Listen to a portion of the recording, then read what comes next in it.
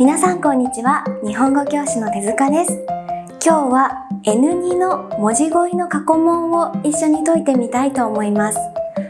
文字語彙の中には用法といって一つの語彙から正しい使い方を選ぶ問題が出るんですが、意味の違いが細かくてとても難しいんですね。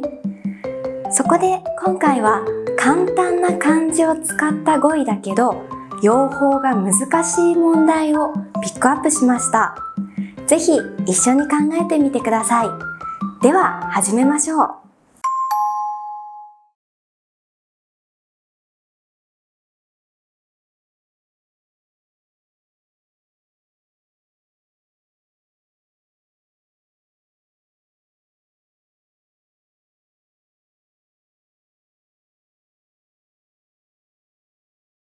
合図の意味は簡単に知らせることです。言葉は使いません。旗、笛、手、目などを使います。例えば、警察が車を止めるように合図した。賛成の意思を目で合図する。このように使います。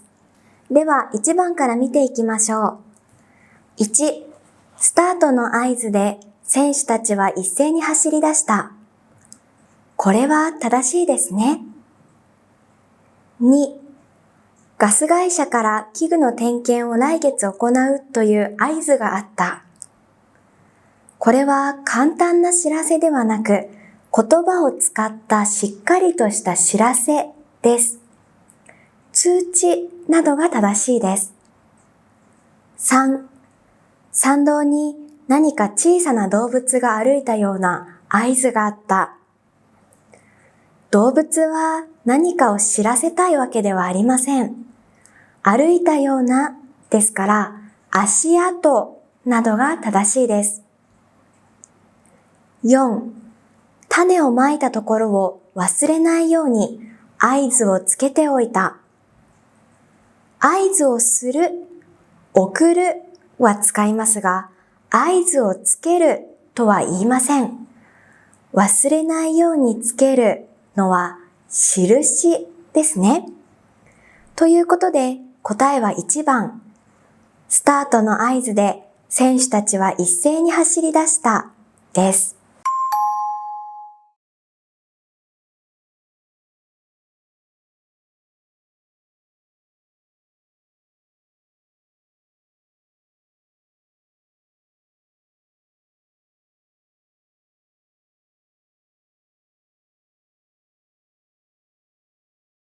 会見の意味は場所や時間を決めて会うことです。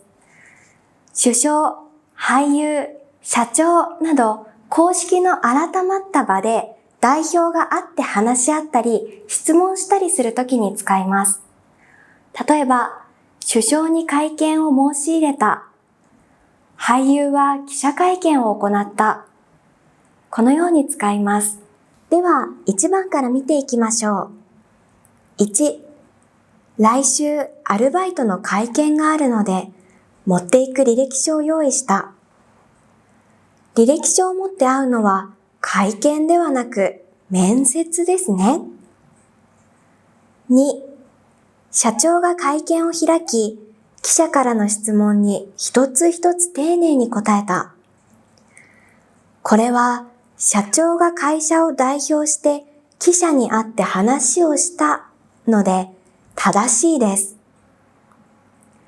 3、昨夜高校の同級生の集まりがあり、10年ぶりに会見を楽しんだ。10年ぶり、同級生の集まりです。会うという漢字を使った再会という言葉があります。もう一度会うことですね。この場合は再会を楽しんだが正しいです。4、駅の近くを歩いていたら声をかけられてテレビ番組の会見を受けた。テレビや新聞が質問したり調べることを取材と言います。この場合は会見ではなくて取材を受けたが正しいです。ということで答えは2番。社長が会見を開き、記者からの質問に一つ一つ丁寧に答えたです。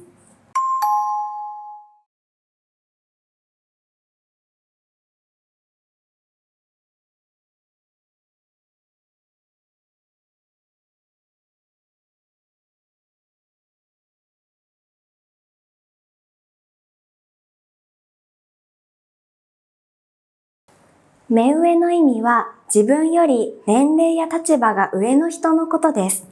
先輩や上司などを指します。例えば、目上にきちんと挨拶する。目上の人ばかりでドキドキした。このように使います。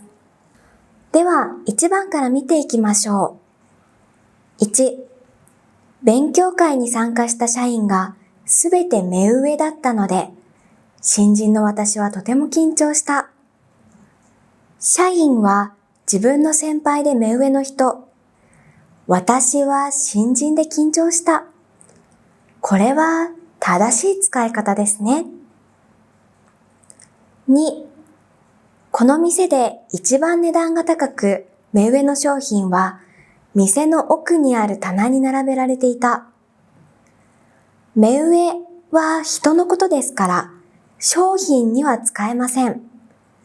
商品を言いたいなら、例えば高級ながいいですね。3、高校時代、鈴木さんはとても優秀で、成績はいつも学年で目上だった。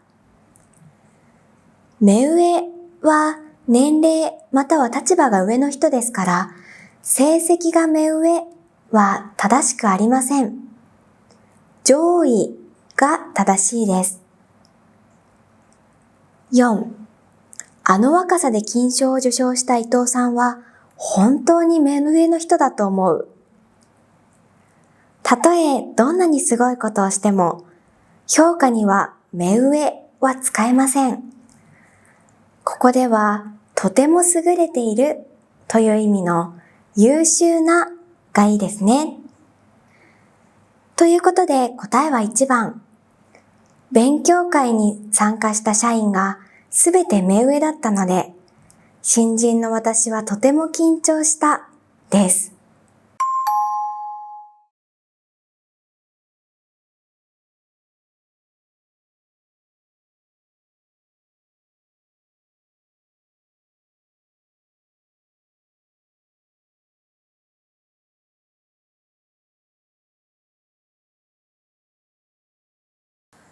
役目の意味は人が任された決まった仕事、あるいは物の機能のことです。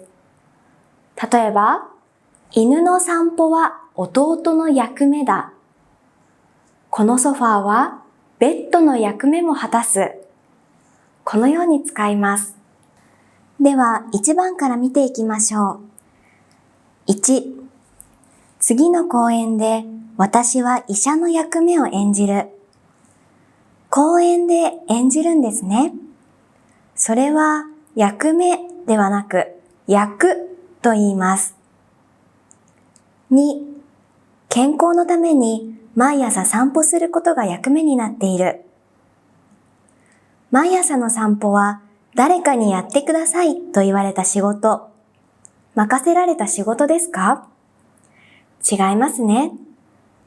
この場合は健康のために毎日自分で決めてするという意味の日課が正しいです。3、池田さんが今日の掃除の役目だ。役目は決まった仕事なので、毎日変わる仕事には使えません。この場合は当番が正しいです。4、部下に仕事を教えるのは課長の役目の一つだ。はい。これは課長が会社から任せられた仕事ですから正しいですね。ということで答えは4番。部下に仕事を教えるのは課長の役目の一つだです。